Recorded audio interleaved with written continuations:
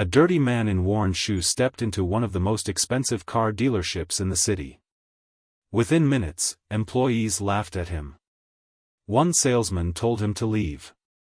Another called security.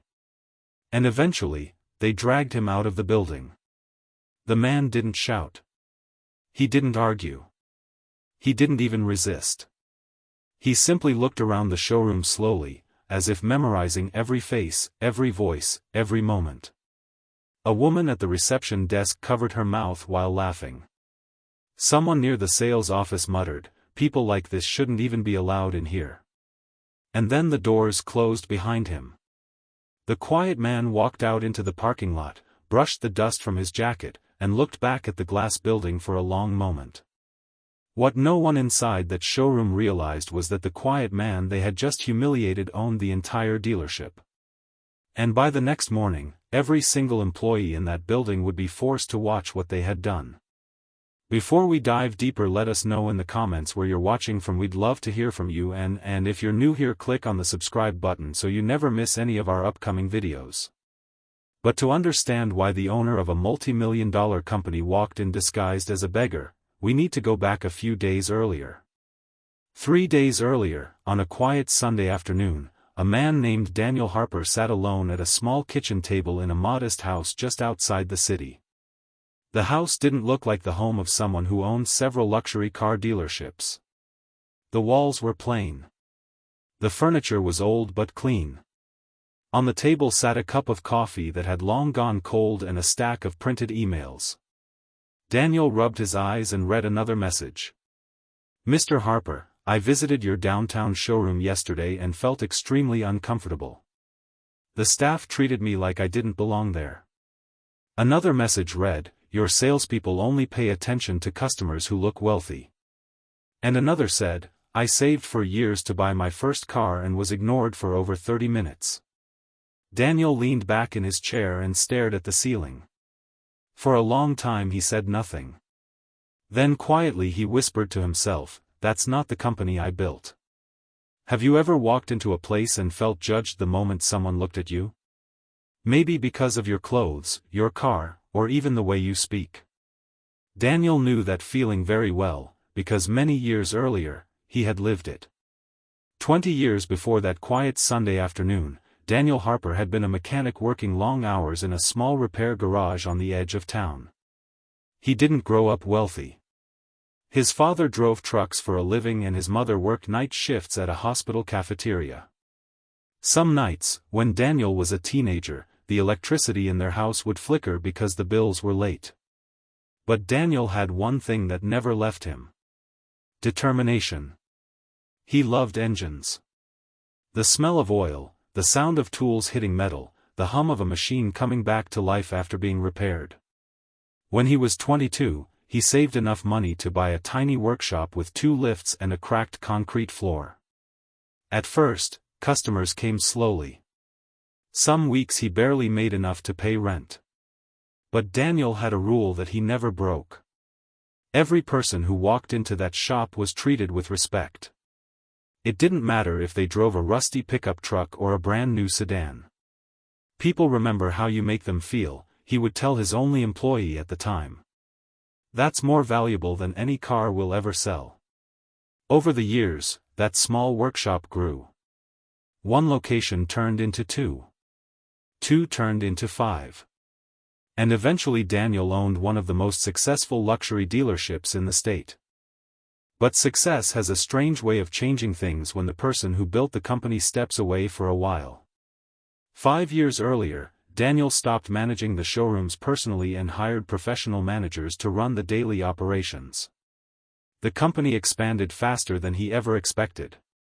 New buildings. New sales teams. More customers than the staff could handle. From the outside, everything looked perfect. Profits were high. Reviews were mostly positive. The downtown showroom became the flagship location, filled with polished marble floors and cars that cost more than most homes. But somewhere along the way, something inside the company began to shift. The culture Daniel had built slowly faded. And the emails on his kitchen table were proof of that. That Sunday afternoon he finished reading the last complaint and folded his hands. Then he said quietly, "I need to see it myself. Not through reports. Not through managers. But with his own eyes." And that decision would lead to one of the most uncomfortable days his employees would ever experience.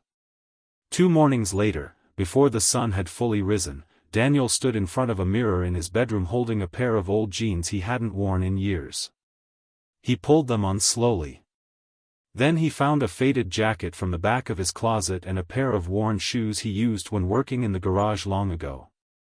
When he looked in the mirror, the man staring back didn't look like the owner of a multi-million-dollar business. He looked like someone who had been through a difficult week. Daniel smiled slightly. "Let's see how they treat you today," he said quietly. Before leaving the house, he turned off his phone and left his expensive watch on the kitchen counter. Then he drove an old pickup truck he kept for personal use into the city. Traffic was heavy as usual, and the tall glass building of his flagship dealership reflected the morning sunlight like a mirror. Customers were already walking inside. Salespeople stood near the entrance holding tablets and coffee cups. Daniel parked across the street and watched the building for a moment. He felt nervous, which surprised him. This was his own company, yet something about this test made his chest feel tight. After a deep breath, he crossed the street and pushed open the glass doors. The moment he stepped inside, the smell of new leather and polished floors filled the air. Expensive cars sat under bright lights like museum pieces. A young couple stood near a silver SUV while a salesman enthusiastically explained the features. At the front desk, a receptionist glanced up for a split second when Daniel entered.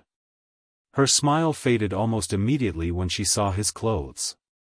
She looked down at her computer again without saying a word. Daniel slowly walked past several vehicles, running his hand lightly across the hood of a dark blue sedan. For a few minutes, no one approached him. Salespeople moved around the showroom speaking to other customers. One employee looked directly at Daniel, then quickly turned away.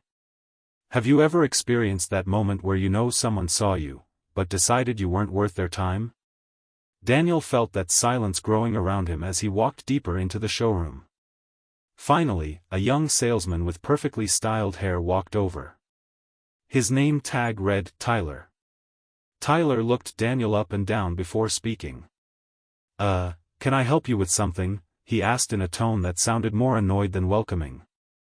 Daniel smiled politely. "Yes, actually. I was hoping to learn a little about that sedan over there," he said, pointing to a black luxury model near the window. Tyler glanced at the car and then back at Daniel. "Those start around $90,000, he said quickly. Daniel nodded. "That's fine. I'd still like to hear about it." Tyler shifted his weight and folded his arms. "Sir, this dealership mostly works with serious buyers," he replied. A couple standing nearby overheard the conversation and looked over. Daniel remained calm. "I understand," he said. "But I'd still appreciate some information." Tyler sighed and rubbed his forehead. "Look, maybe you should try one of the used car lots down the street," he said quietly but firmly. A faint laugh came from another employee behind a desk. Daniel looked around the room slowly again. Every detail. Every face. Every reaction. Then he asked one more question. "So you're saying I don't look like someone who could buy a car here?" Tyler shrugged. "I'm just saying we're very busy today." The tension in the room shifted slightly as more employees noticed the exchange. A woman near the finance office whispered something to another salesman, and they both looked toward Daniel. The receptionist at the front desk leaned forward to watch. Daniel placed his hands gently in his jacket pockets. "I've saved for a long time," he said softly. "I thought this might be the place where I finally buy something special." Tyler gave a short laugh and shook his head. "Sir, I'm trying to be polite here, but you're making this awkward." Then he turned slightly toward a security guard near the entrance and nodded. Within seconds the guard began walking toward them. Daniel didn't move. He simply stood there, calm and quiet, while the entire showroom slowly watched what would happen next. The security guard stopped a few feet away and spoke in a firm voice. "Sir, I'm going to have to ask you to leave." Daniel looked at him and asked gently, "Did I do something wrong?" The guard hesitated for a moment, then said, "We just don't want disturbances inside the showroom." The room had become completely silent. Think about that moment for a second. Imagine standing in a place where people assume the worst about you before you even speak. Imagine being told you don't belong somewhere, simply because of how you look. Daniel nodded slowly as if he understood. "All right," he said quietly. He began walking toward the exit with the security guard beside him. But as he reached the glass doors, he turned back one last time and looked across the entire showroom. The receptionist. The salespeople. The customers watching the scene unfold. None of them knew the truth yet. None of them knew the quiet man they had just pushed out the door was the person who had built everything around them. Daniel stepped outside into the bright morning sun and the doors closed behind him. For several seconds he simply stood there in the parking lot, listening to the muffled sounds of the showroom through the glass. Then he pulled his phone out of his pocket, turned it back on, and made a single call. "Schedule a full staff meeting tomorrow morning," he said calmly. "Everyone needs to be there." And the next day, every employee in that building would finally learn who the man in worn shoes really was. Daniel Carter was not the kind of man who forgot where he came from. Long before his name appeared on glossy dealership buildings across the city, he was a young mechanic working inside a narrow garage that barely fit 2 cars. The floor was stained with oil. The roof leaked during heavy rain. And in the winter, the cold air slipped through the cracked walls so badly that he sometimes had to wear gloves while fixing engines. But Daniel loved the work. The sound of tools clicking, the smell of warm metal, the satisfaction of bringing a broken machine back to life. Customers who visited that little garage often said the same thing afterward. "That young guy treated me better than the big dealerships ever did." Daniel remembered every one of those people. The single mother who needed her car to get to work. The retired teacher who drove a truck older than Daniel himself. The college student who paid for repairs with money saved from a part-time job. To Daniel, none of them were small customers. They were the reason his doors stayed open. Over the next 2 decades, that tiny garage slowly grew into something much bigger. The first expansion happened after a local businessman recommended Daniel to several friends. Then came a second location. Then a third. Eventually, Daniel stopped fixing cars himself and focused on building a dealership experience that people trusted. He named the company Carter Luxury Motors. What began as a modest repair shop turned into one of the most respected luxury dealerships in the region. The showroom floors were polished like mirrors. Exotic cars lined the buildings like artwork. Some vehicles sold for more than $300,000. Wealthy buyers flew in from other states just to visit Carter's flagship showroom downtown. Business magazines wrote stories about Daniel's rise from mechanic to millionaire entrepreneur. But if you asked Daniel what mattered most, he never talked about profits. He talked about respect. "Anyone can sell a car," he once told a group of new hires during training. "But the way you treat a person the moment they walk through the door, that's what they remember for the rest of their lives." For years, that philosophy shaped everything inside Carter Luxury Motors. New employees had to complete customer service training before they were even allowed on the showroom floor. Managers regularly reminded staff that appearances meant nothing. Someone walking in with worn clothes could easily be the person ready to buy the most expensive car in the building. Daniel repeated that lesson so often that employees began quoting it to each other. And for a long time, it worked. The company developed a reputation for treating people with dignity, no matter who they were. Customers felt comfortable walking inside. Reviews online were overwhelmingly positive. Daniel eventually stepped back from daily operations, trusting experienced managers to run the showrooms while he focused on expansion and partnerships. From the outside, Carter Luxury Motors looked stronger than ever. But slowly, quietly, something inside the company began to change. The first signs appeared in small ways. A customer left a comment on a feedback form saying a salesperson ignored them for 20 minutes. Another wrote that employees only greeted customers who looked wealthy. At first, Daniel didn't think much of it. Large businesses receive complaints all the time, and many are misunderstandings. Managers assured him everything was under control. They explained that luxury dealerships attract curious visitors who sometimes walk in just to take pictures or browse expensive cars without serious interest in buying. Daniel accepted that explanation for a while. After all, the company was expanding quickly and sales numbers were still strong. But over the next few months, the complaints didn't stop. They slowly became more detailed, more uncomfortable, and harder to ignore. One email described a man who had saved money for years to buy his dream car but felt invisible inside the showroom. Another message came from a woman who said the receptionist barely acknowledged her when she walked in wearing work clothes. A father wrote that he brought his teenage son to see a sports car they admired online, but a salesman suggested they visit a cheaper dealership instead. Each story carried the same quiet message beneath the surface. People felt judged before they even spoke. Daniel read those messages late at night sometimes, sitting alone in his home office. At first he told himself there had to be another explanation. Maybe the staff was overwhelmed during busy hours. Maybe a few employees needed additional training. But a small voice inside him kept repeating the same question. What if something deeper had changed inside the culture he worked so hard to build?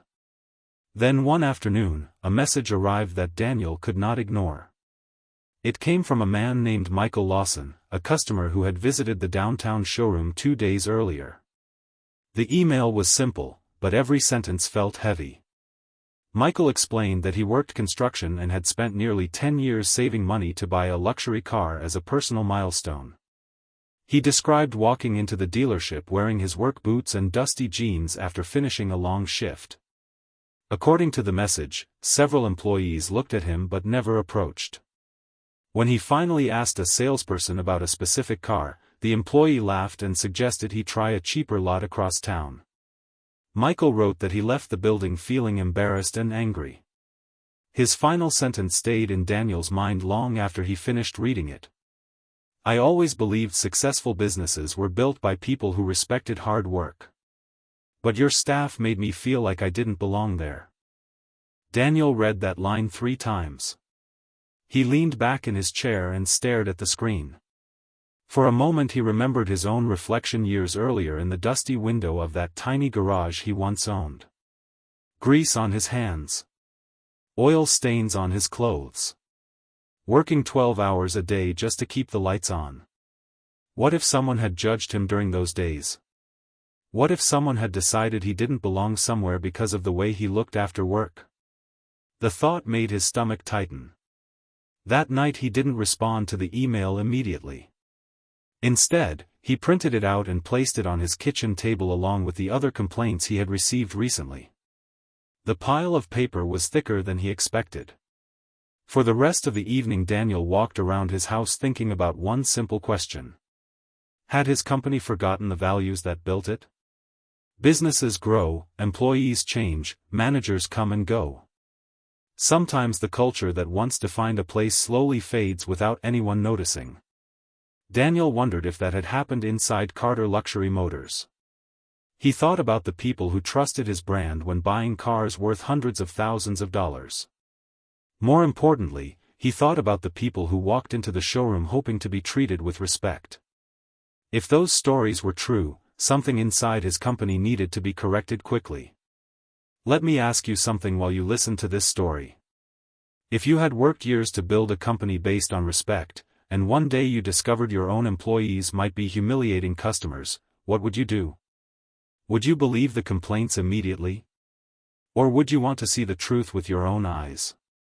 Daniel Carter chose the second option. And the decision he made that night would set everything in motion. Because instead of confronting his managers right away, Daniel decided to run a test. He would walk into his own dealership disguised as someone the staff would normally ignore. And what happened next would reveal the truth about his company in a way no report or meeting ever could. The email arrived late in the evening, long after most offices had closed and the city outside Daniel Carter's window had begun to quiet down. At first it looked like many of the other customer messages he had received in recent months. The subject line simply read, "Concern about my experience." But this one was different the moment Daniel opened it.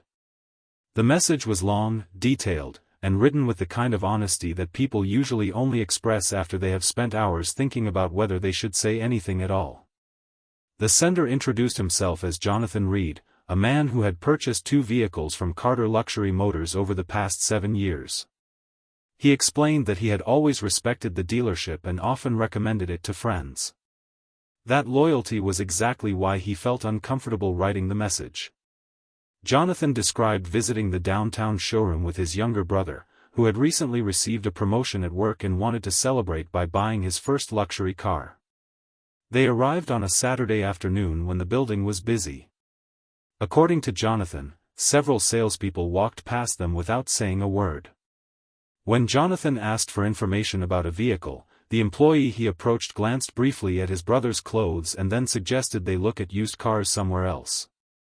Daniel slowly leaned back in his chair while reading the email, letting each sentence settle in his mind. Jonathan didn't sound angry. In fact, his tone felt almost disappointed, which somehow made the message feel heavier. He continued explaining that while they were standing near a sports car display, another customer entered the showroom wearing expensive clothing and carrying a luxury watch that immediately caught the attention of the staff. Within seconds, 2 salespeople rushed over to greet that customer enthusiastically. Jonathan wrote that he and his brother stood there quietly for another 15 minutes without a single employee acknowledging them again. Eventually they left the building without speaking to anyone else. But what truly bothered Jonathan was what happened just before they walked out. According to his message, a group of employees near the reception desk laughed quietly while looking in their direction. One of them reportedly said, "Some people just come in here to waste time." Jonathan wrote that his brother heard the comment clearly. They didn't respond. They simply left. Daniel read that part of the email again. And again. The words didn't feel exaggerated. They felt calm, almost careful, like someone describing something they wished had never happened. Jonathan then added another observation that made Daniel's jaw tighten slightly. He explained that this wasn't the first time he had noticed strange behavior from the staff. Over the past year, he had seen several customers treated differently depending on how they looked. People wearing business suits were greeted immediately, while others who appeared more ordinary often waited without assistance. Jonathan said that during one visit, he even watched a security guard escort a man out of the building after employees claimed he was loitering. Jonathan finished his message with a line that stayed with Daniel long after he finished reading it. "Mr. Carter, I don't know if you're aware of what's happening in your showroom, but the place doesn't feel the way it used to. And I thought someone should tell you before the reputation you built begins to disappear." For several minutes Daniel sat in silence staring at the screen. The office lights hummed softly above him. Outside the window, cars moved slowly through the city streets, their headlights sliding across the glass buildings like quiet waves. Daniel reached forward and printed the email. The paper slid into his hand, warm from the printer. He placed it on the desk beside the other complaint letters he had collected during the past few weeks. When he looked at the stack, something about it made him uncomfortable in a way he hadn't fully allowed himself to feel before. One complaint could be a misunderstanding. 2 might be coincidence. But this many stories sharing the same theme suggested something deeper. The pattern was becoming difficult to ignore. Daniel picked up Jonathan's message again and read one particular section slowly. The part describing how the staff rushed to greet the well-dressed customer while ignoring everyone else. He imagined standing inside that showroom watching it happen. The thought felt strange. Carter Luxury Motors had been built on the belief that every person deserved respect the moment they walked through the door. That principle had guided him since the earliest days in his tiny garage. But companies change as they grow. Employees come and go. Managers make decisions that slowly shape the environment around them. Sometimes those changes happen quietly until someone finally points them out. Daniel placed the paper back on the desk and rubbed his temples. A memory surfaced in his mind from many years earlier, when he was a young mechanic covered in grease walking into a parts store after a long shift. The man behind the counter barely looked at him and told him to wait while serving other customers who arrived later. Daniel remembered standing there for nearly 20 minutes before anyone spoke to him again. He remembered exactly how that moment felt. The following morning Daniel arrived at his office earlier than usual. His assistant, a woman named Laura Mitchell, was already sorting through documents at her desk when he walked in carrying the printed email. Laura had worked with Daniel for almost 8 years and understood his habits well. She immediately noticed the serious expression on his face.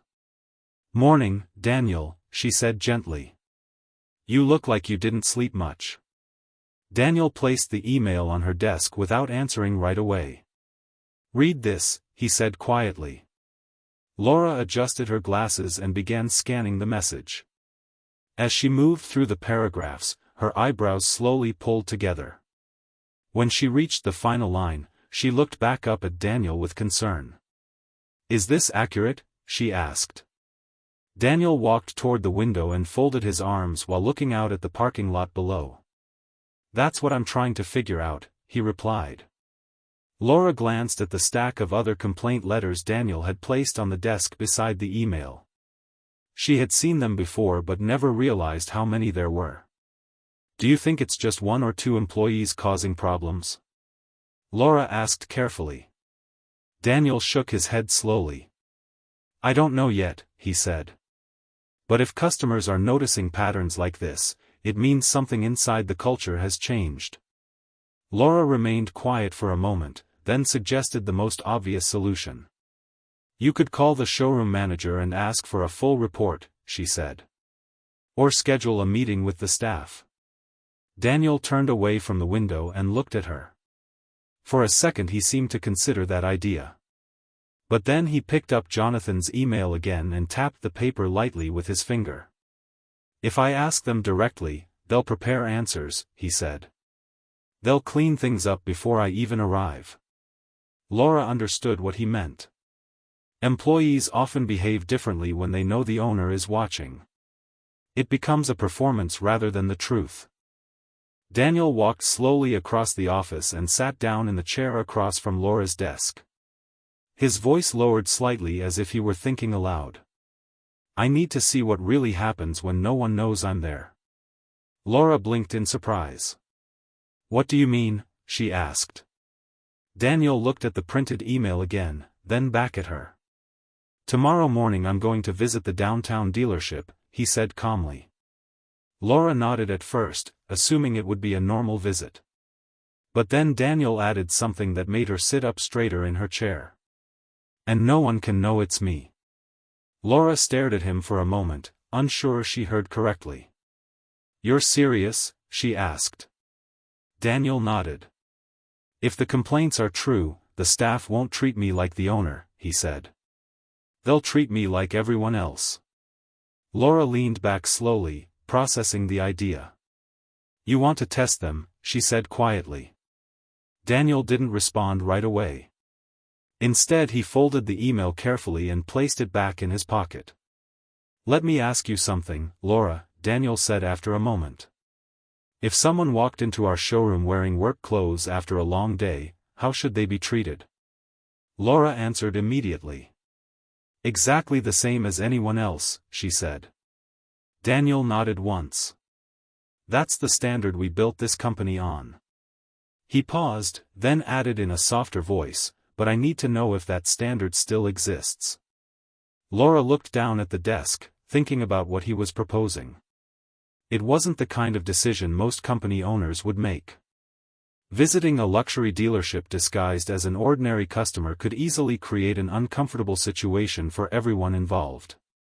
But Laura also knew something about Daniel Carter that many people didn't realize.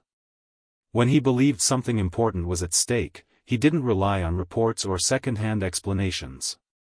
He preferred to see the truth directly. "So how are you planning to do it?" Laura asked finally. Daniel gave a faint smile. "Simple," he said. "I'll walk in looking like someone they expect to ignore." Laura let out a quiet breath, half surprised and half impressed by the idea. "And if the complaints are accurate?" she asked. Daniel's expression turned serious again. "Then we'll have a much bigger problem to fix," he replied. He stood up from the chair and reached for his jacket. "Cancel my meetings tomorrow morning," he said. Laura nodded slowly while writing a note on her schedule pad. As Daniel walked toward the door, he paused for a second and looked back at her. "And Laura," he added quietly, "don't mention this plan to anyone." She gave a small nod of understanding. After Daniel left the office, Laura remained seated for a moment staring at the stack of complaints on her desk. The idea of the company's founder walking into his own dealership disguised as an ordinary customer felt almost unreal. But she also knew that if the stories in those emails were true, the test Daniel planned could reveal something the management reports never showed. Something about the everyday behavior inside the showroom when no one believed the owner was watching. And the truth waiting inside that building might be far more uncomfortable than anyone expected. That evening, after leaving the office, Daniel Carter drove home in near silence. The city lights passed slowly outside his car window while his mind replayed the words from Jonathan Reed's email again and again. "The place doesn't feel the way it used to." For a man who built his entire reputation on respect, those words carried more weight than any financial report ever could. When Daniel finally pulled into the driveway of his house, the sky had already darkened and the neighborhood was quiet.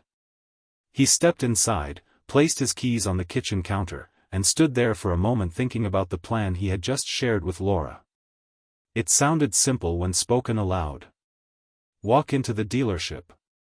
Observe how the staff behaves. But Daniel understood that to truly see the truth, he had to remove every sign that revealed who he was. Because if even one employee recognized him, the entire test would collapse. People behave very differently when they know the owner is standing nearby. Daniel walked down the hallway toward a small storage room he rarely opened anymore. The door creaked slightly as he pushed it inward. Inside were boxes filled with old belongings from earlier years of his life. Things he had kept not because they were valuable, but because they reminded him of where everything began. Dust floated through the air as he pulled a string hanging from the ceiling, turning on a dim light bulb above him. For several seconds he simply stood there looking at the boxes stacked against the wall.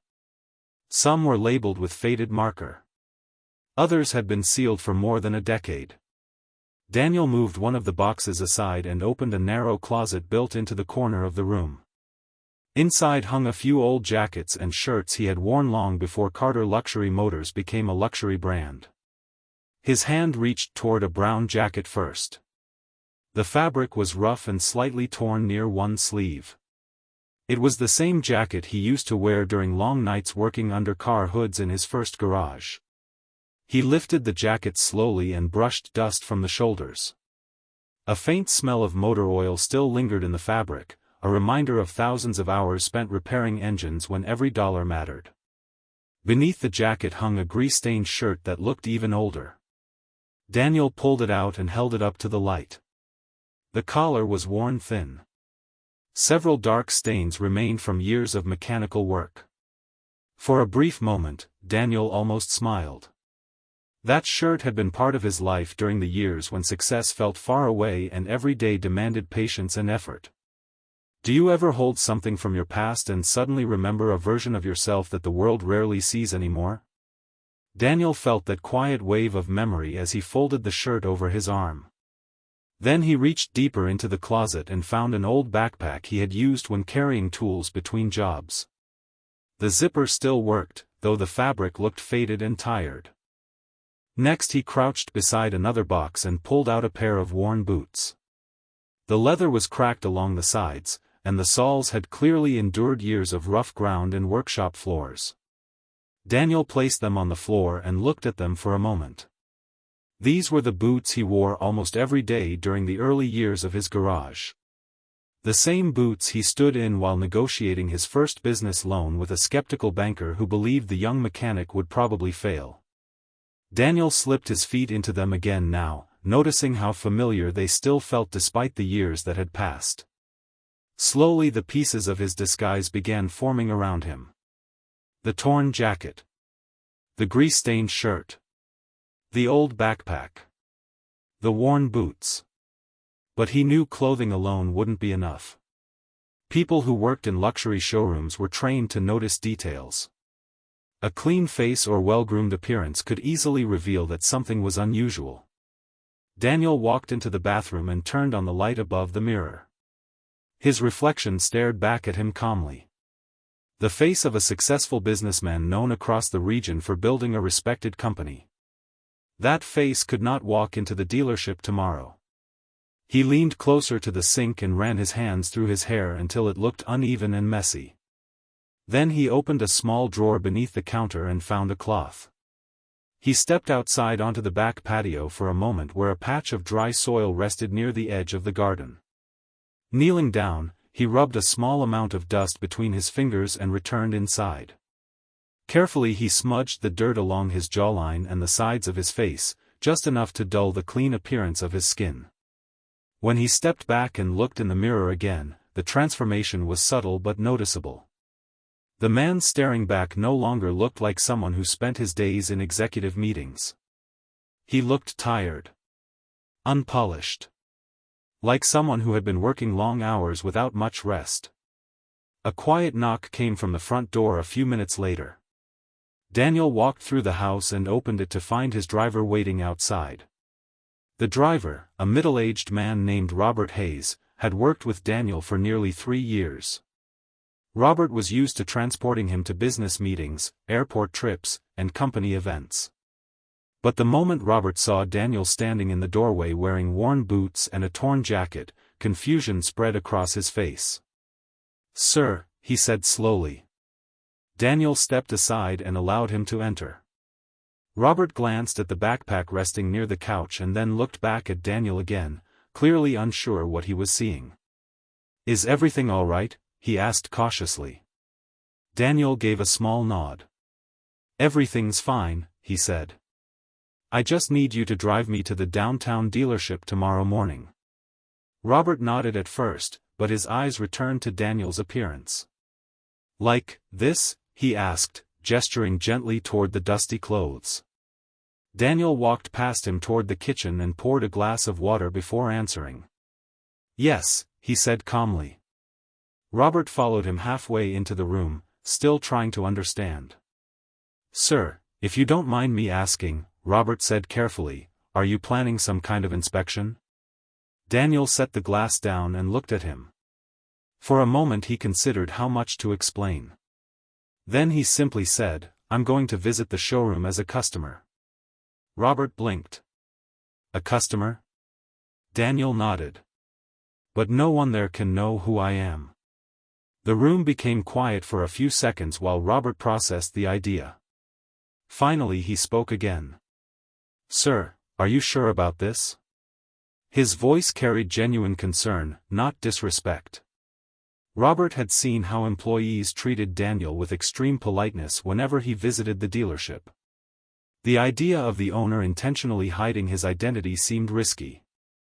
Daniel leaned lightly against the counter and folded his arms. "If people behave differently when they think no one important is watching, I need to see that behavior," he said quietly. Robert shook his head slightly in disbelief. "But what if they don't recognize you and treat you badly?" he asked.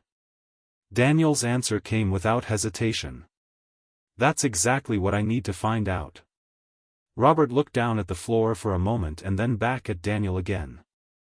The determination in his employer's voice made it clear that the decision had already been made. There was no changing it now.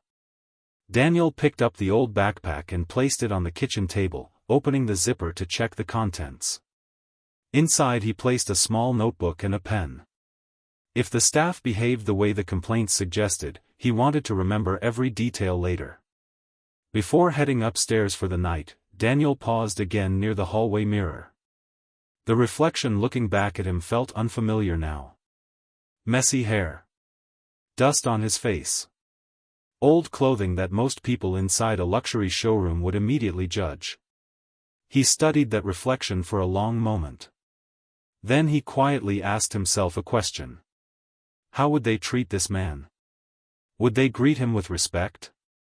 Or would they assume he didn't belong there before he even spoke? That answer would come soon enough. And by the time the sun rose the next morning, Daniel Carter would walk into his own dealership not as the founder of Carter Luxury Motors, but as someone the staff would likely overlook the moment he stepped through the door. The next morning arrived quietly, but Daniel Carter woke before the sun had fully risen. For a moment he lay still in bed, staring at the ceiling while remembering the decision he had made the night before. Today would reveal something he had wondered about for weeks. Not through reports or meetings. Not through polished explanations from managers. But through something much simpler. Observation. Real behavior. The kind that appears when people believe no one important is watching. After dressing in the worn clothes he prepared the night before, Daniel looked in the mirror one final time. Messy hair. Dusty jacket. Grease-stained shirt. The transformation was convincing enough that even he paused for a second before turning away. If someone passed him on the street, they would likely assume he was just another tired worker starting his day. Not the founder of a company worth millions. Robert arrived with the car shortly after sunrise. As Daniel stepped outside carrying the old backpack, the cool morning air brushed against his face. The neighborhood was still quiet, with only a few distant cars moving along the main road. Robert opened the passenger door and Daniel climbed inside. For several minutes they drove through the city without speaking. Traffic slowly thickened as people began commuting to work. Tall buildings reflected the pale morning light while storefronts opened their doors one by one. Eventually the skyline shifted, and the glass structure of Carter Luxury Motors appeared ahead like a shining mirror against the street. Even after all these years, the building still impressed Daniel when he saw it from a distance. Wide glass walls revealed the showroom inside. Polished floors reflected the vehicles like a gallery of expensive sculptures. The dealership had been designed to make visitors feel they were entering something special. Robert pulled the car to the curb across the street. "We're here," he said quietly. Daniel looked through the windshield at the building that carried his name. For a moment neither man spoke. Robert glanced toward him and then back at the dealership again. "You still want me to wait nearby?" he asked. Daniel nodded. "Yes. Just stay in the area." Robert hesitated before adding one more question. "And if something goes wrong?" Daniel gave a calm shrug. "Then we'll learn something important," he replied. With that, he stepped out of the car and adjusted the strap of the old backpack on his shoulder. The morning sun reflected sharply off the dealership windows as he crossed the street. Every step toward the entrance carried a quiet sense of tension. Not fear exactly, but anticipation. Today he would see how the employees behaved when they believed they were simply dealing with another ordinary visitor. The glass doors slid open as Daniel stepped inside the showroom. Immediately the environment changed around him. The air smelled faintly of leather and polished surfaces. Bright lights hung above rows of luxury vehicles that gleamed like artwork on display. A silver sports car sat on a rotating platform near the center of the room. Nearby, a sleek black sedan reflected the overhead lighting across its curved body like smooth water. The marble floor beneath Daniel's boots was so polished that he could see faint reflections of the cars around him. It was exactly the kind of space designed to impress wealthy buyers the moment they walked in. For a few seconds, no one noticed him. Several employees stood near the reception desk discussing paperwork. Two salespeople were already speaking with a couple examining a luxury SUV. Everything appeared normal. But then something subtle began to happen. One of the receptionists glanced up from her computer and noticed Daniel standing near the entrance. Her eyes paused on his dusty jacket and worn boots. The friendly smile she had been wearing slowly faded. She didn't greet him. Instead, she looked down at her screen again as if he had never entered the building. A young salesman standing nearby followed her gaze and turned his head toward the door.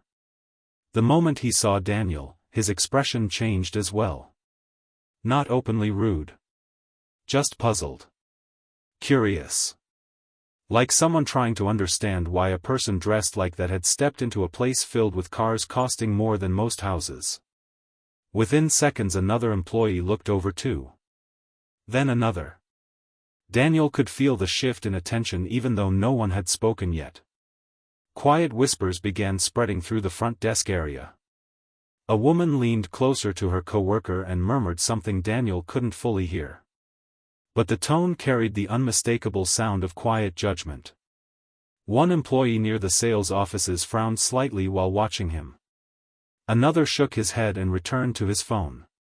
Finally a low voice from somewhere near the reception desk muttered words that drifted across the showroom floor. "Why is that guy even in here?" The comment was soft, but not soft enough to go unheard. Daniel continued walking calmly past the entrance area as if he hadn't noticed. Inside, however, his attention sharpened immediately. Every expression, every whisper, every small reaction mattered now. He approached the first car on display and slowly walked around it, pretending to admire the design. The vehicle's glossy surface reflected the worn shape of his jacket across its polished paint. Daniel placed one hand lightly on the hood, studying it as if imagining what it might feel like to own such a machine. Outwardly he appeared like someone simply curious about a beautiful car. But inside his mind was carefully observing the room. Who greeted customers first? Who avoided eye contact? Who whispered behind desks?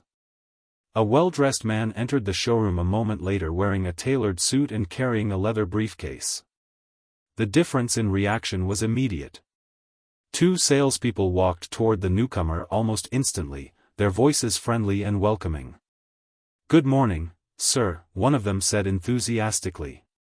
"Is there anything we can help you with today?" Daniel noticed how quickly that greeting happened. Less than 5 seconds after the man stepped inside. Meanwhile, Daniel had been standing there for nearly 2 minutes without a single employee offering assistance. He moved slowly toward another vehicle, a deep blue luxury coupe displayed under bright lighting near the window. As he circled the car, he overheard another quiet comment from behind the reception desk. "Someone should probably ask him to leave before he touches something." The words were followed by a small laugh that quickly disappeared when a manager walked past. Daniel kept his face calm while continuing to examine the vehicle. But inside, a heavy realization was beginning to form.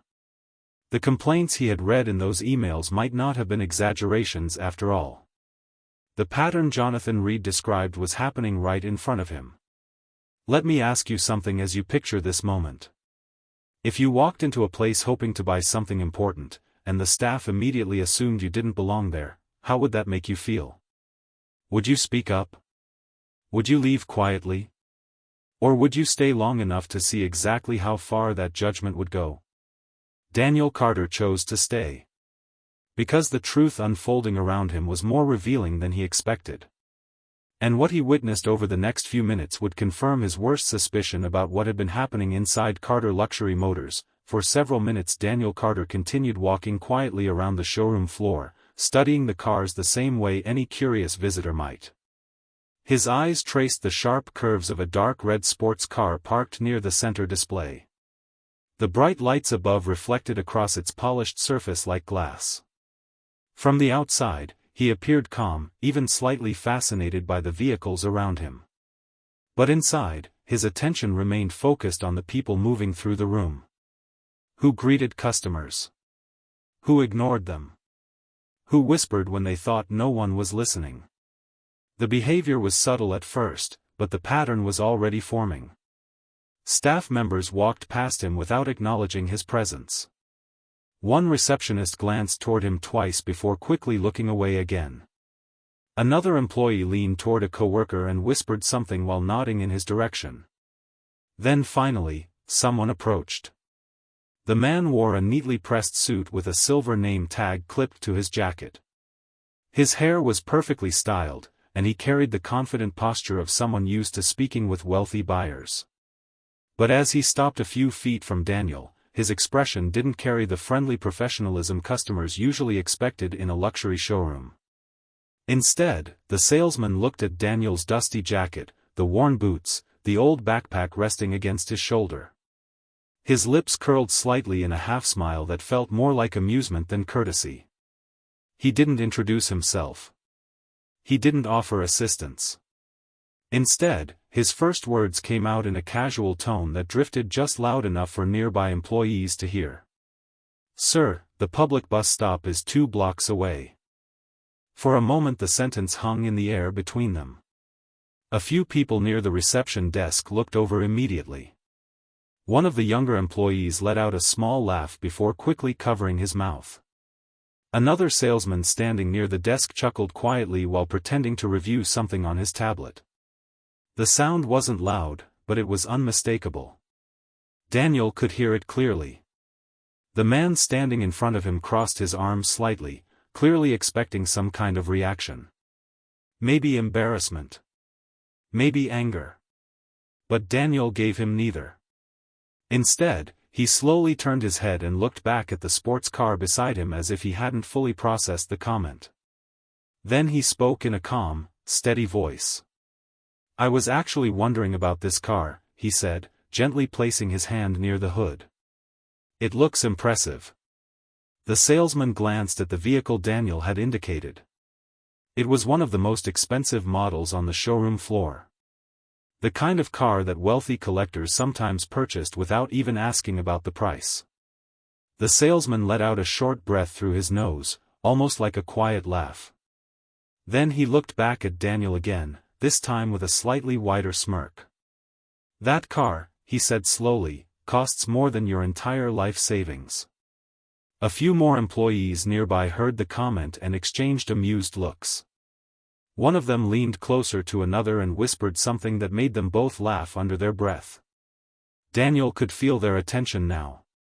Several pairs of eyes were watching the interaction from across the showroom floor. Some curious. Some entertained. To them, it probably looked like a simple moment of workplace humor. A salesman joking with someone who clearly didn't belong in a luxury dealership. But Daniel didn't react the way they expected. He didn't argue. He didn't raise his voice. He didn't even look offended. Instead, he nodded once, slowly, like someone accepting new information. "I see," he said quietly. Then he stepped around the car and continued examining it from another angle. The salesman watched him for a second, clearly confused by the lack of reaction. Usually comments like that triggered some kind of response. But Daniel simply moved along the showroom floor as if nothing unusual had happened.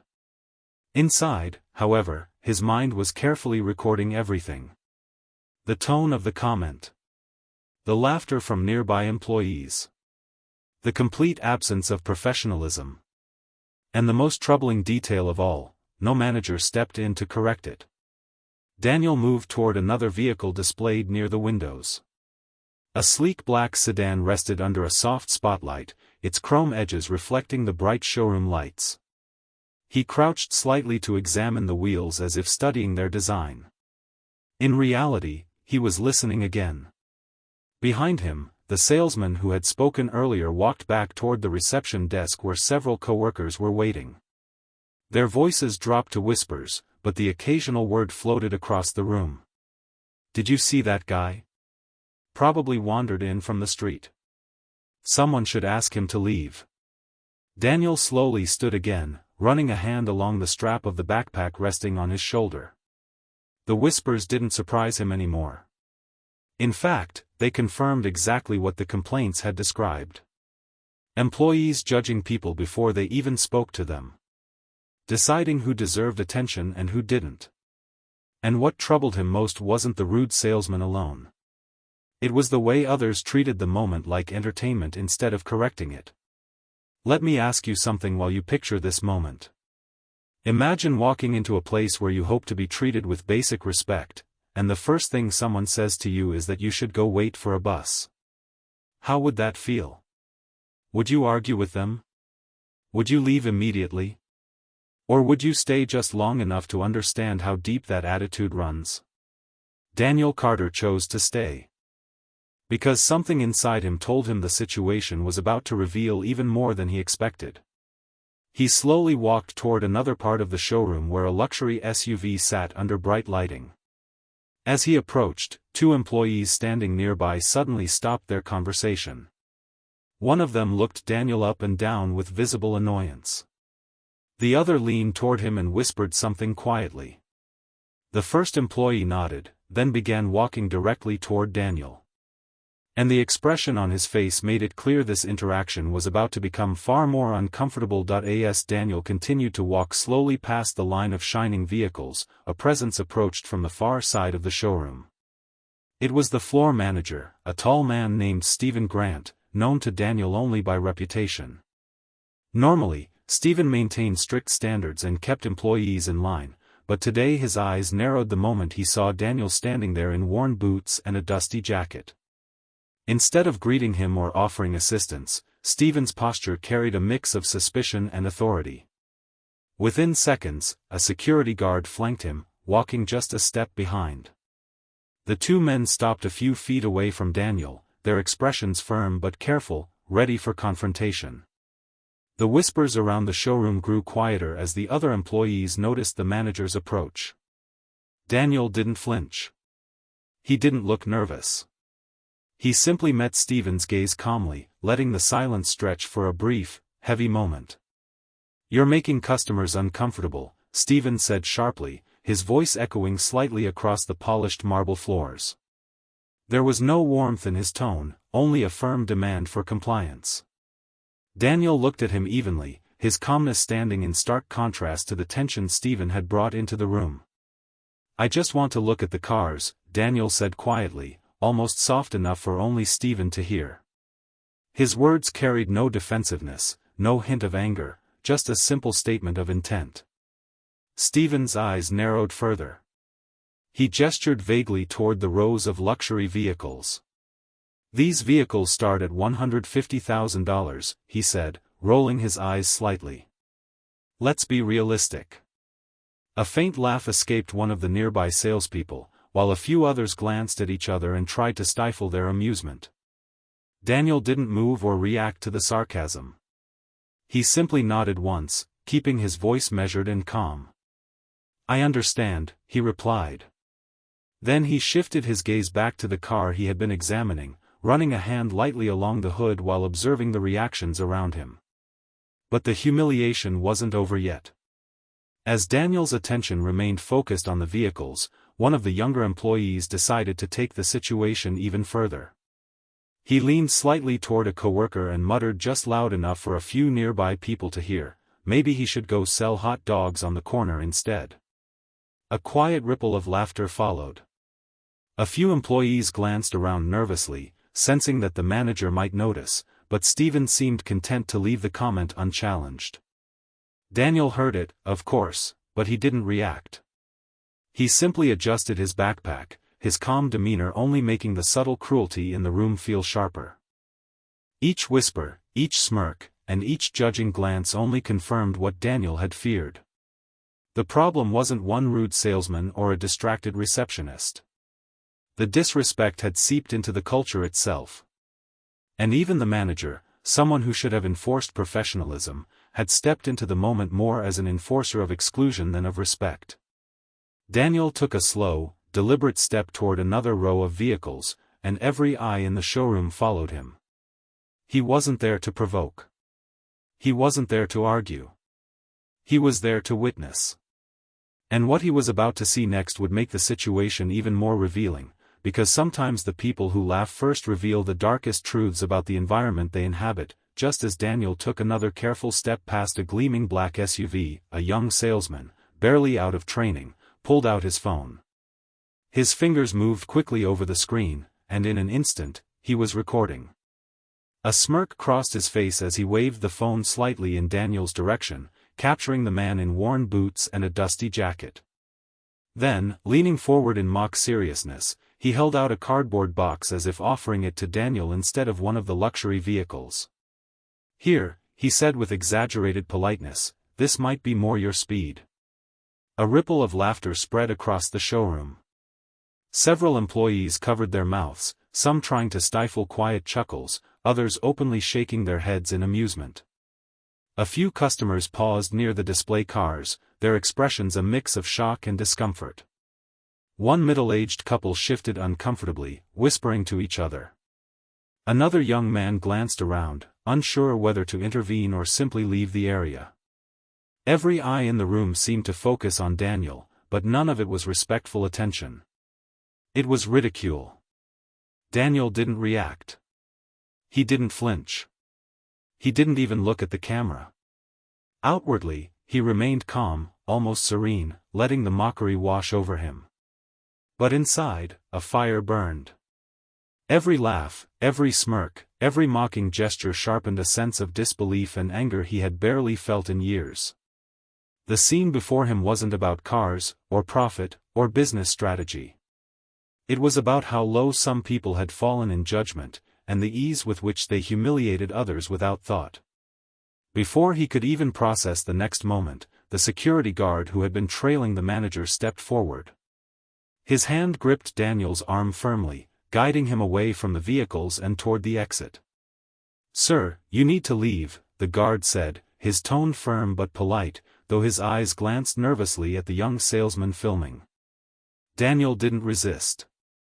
He allowed the guard to steer him toward the door, each step measured and silent. Employees whispered among themselves as he passed, some snickering quietly, others unsure whether to smile or look away. Customers followed with their eyes, watching the scene unfold. The humiliation was public, undeniable, and relentless. Yet Daniel didn't shout, he didn't plead, and he didn't react to their taunts. He understood something that no one else in the room seemed to realize: this moment was not about embarrassment. It was evidence. Evidence of exactly what had changed inside Carter Luxury Motors. And by observing, by enduring, he would soon have the clarity he needed to confront the truth, even if it was more painful than anyone could imagine. The moment the glass doors slid shut behind him, Daniel stepped onto the sidewalk and felt the cool morning air against his face. Inside, the showroom erupted in a quiet wave of laughter and whispers. One employee, leaning against the reception desk with a smug grin, said loudly enough for others to hear, "Best entertainment we've had all week." Another chuckled and added, "At least he didn't try to sleep in one of the cars." Their voices carried a careless arrogance, the kind that comes from believing no one in authority will ever notice. Some employees high-fived quietly. Others exchanged smirks, muttering small jokes about the dusty man they assumed had wandered in from the street. They were celebrating, thinking the moment was harmless fun, unaware that the founder himself had just endured their ridicule firsthand. Outside, Daniel remained still in the parking lot. He didn't move toward the car. He didn't check his watch. He simply stood, letting the echoes of their laughter drift through the glass walls behind him. For a brief moment, the building looked distant, almost unreal: the polished marble floors, the bright lights, the gleaming cars, everything he had built over decades now seemed like a stage for something far uglier than he had ever imagined. He could feel the weight of the disrespect, the casual cruelty, and the failure of leadership pressing down. He looked back at the dealership he had created, the name above the glass doors reflecting sunlight, bold and untarnished on the exterior, hiding the rot that had grown inside. The staff inside were celebrating their own joke, completely unaware that the man they mocked had already seen the truth. Daniel's jaw tightened slightly, and his eyes narrowed as he absorbed the scene. Then, in a quiet voice, barely above a whisper, he said something that carried both resolve and warning. "Tomorrow, this changes." His words hung in the air, almost swallowed by the city traffic around him, but the weight behind them was unmistakable. He didn't need to shout. The message was clear: what had happened inside would not go unanswered. And Daniel knew that by the time the next day began, everything in that showroom would feel very different, whether the employees realized it or not. That evening, Daniel returned home without speaking much. The silence in his house felt heavier than usual, almost like it was carrying the tension of the day inside with him. He placed his backpack on the chair and pulled out his phone. Calm, deliberate, he dialed a number he had used only a few times over the past year, the head of corporate security, a man named Victor Hughes. When Victor answered, Daniel's voice was measured, almost conversational, but there was a subtle edge to it that made Victor listen intently. "I need everything," Daniel said plainly. "All security footage from the downtown showroom. Full employee records for the past 6 months. HR attendance logs. I want every detail." Victor paused for a moment, then responded professionally, understanding the gravity of the request. Daniel continued, outlining his plan with precision. He wasn't looking for excuses, explanations, or reports filtered through layers of management. He wanted the raw, unedited truth. The footage from the cameras. The logs of who had been on the floor and when. Notes from HR about behavior complaints. Every detail would be cross-referenced. Daniel knew that only by assembling the full picture could he confront the problem properly. After finishing the call, Daniel moved to his calendar and began scheduling something unusual. He blocked out the entire showroom staff for the following morning, marking a mandatory meeting for every employee, salespeople, receptionists, managers, even security personnel. The message went out quietly, but it left no room for excuses. No one would be exempt. And the best part, from Daniel's perspective, was that nobody knew why. Not one employee had an inkling that the founder had walked among them earlier, or that he had witnessed their behavior firsthand. He reviewed the schedule once more, ensuring every detail was correct. Each employee would report to the main conference room at the same time, leaving no opportunity to escape. By the time tomorrow arrived, Daniel would have complete control over the narrative. The plan was simple, yet effective. Observe. Gather evidence. Confront. And for the employees who had laughed at him today, who had assumed he was nothing more than a joke, they were about to learn that their assumptions were about to collide with reality. Daniel leaned back in his chair and let out a slow breath. The quiet determination in his eyes made it clear: by tomorrow, nothing would be the same. The next morning, the employees trickled into the conference room, muttering to one another in confusion. The chairs were already set, the projector humming faintly overhead, and the polished table reflected the bright fluorescent lights above. Managers whispered nervously, exchanging uneasy glances, unsure why the entire staff had been summoned so suddenly. Some employees attempted small jokes, nudging one another lightly, but the tension in the room quickly swallowed the humor. The air felt thick, heavy, as if everyone could sense that today was different, though none of them knew exactly why. Then, the door at the front of the room swung open. All chatter immediately ceased. Every head turned in unison. And standing in the doorway was a man who commanded attention without a word. This time, Daniel Carter was not the dusty, worn figure from yesterday. He was the embodiment of the company he had built. A perfectly tailored suit hugged his frame, polished shoes gleamed against the floor, and a luxury watch peeked out from under his cuff. Every detail spoke of power, success, and authority. The room froze. Employees who had mocked him the day before could only stare, their previous confidence evaporating instantly. Recognition hit slowly at first, a ripple of comprehension spreading from one person to the next. The realization dawned: the man they had ridiculed yesterday was the CEO of Carter Luxury Motors. Whispers of disbelief flickered across the room, but no one dared speak aloud. The weight of their actions pressed down suddenly, the memory of their laughter, the jokes, and the mocking comments forming a heavy tension that filled the air like a physical force. Daniel's gaze swept slowly across the room, observing each face, noting every reaction. Some employees were frozen, wide-eyed, silently calculating what to say or do. Others looked down at the table, embarrassed, unable to meet his eyes. A few of the bolder salespeople attempted forced smiles, but their nervous shifting and stammered breaths betrayed them immediately. The managers, who had once believed they controlled the floor, now looked cornered, caught between fear and accountability. Then Daniel spoke, his voice calm but firm, cutting through the silence like a blade. "Yesterday," he said, letting the word hang in the air, "I walked through that showroom as one of you, unnoticed, ignored, and ridiculed." The room remained silent, the tension now almost unbearable. Every employee remembered their laughter, their whispers, the way they had assumed that the man in worn boots and a dusty jacket didn't belong. Daniel's eyes moved slowly from one person to another. "I saw everything," he continued.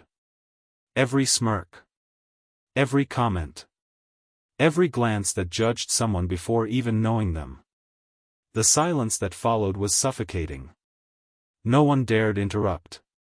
The room felt smaller somehow, the bright lights reflecting off the polished surfaces with an almost accusatory clarity. Daniel's presence alone transformed the atmosphere, and the weight of accountability pressed down on every person in that room. For a moment, the employees could only imagine the embarrassment and fury that must have driven him yesterday, walking unnoticed among them, witnessing their behavior firsthand. And then he added, with a voice that left no room for misunderstanding, "Today, we will do more than talk about respect and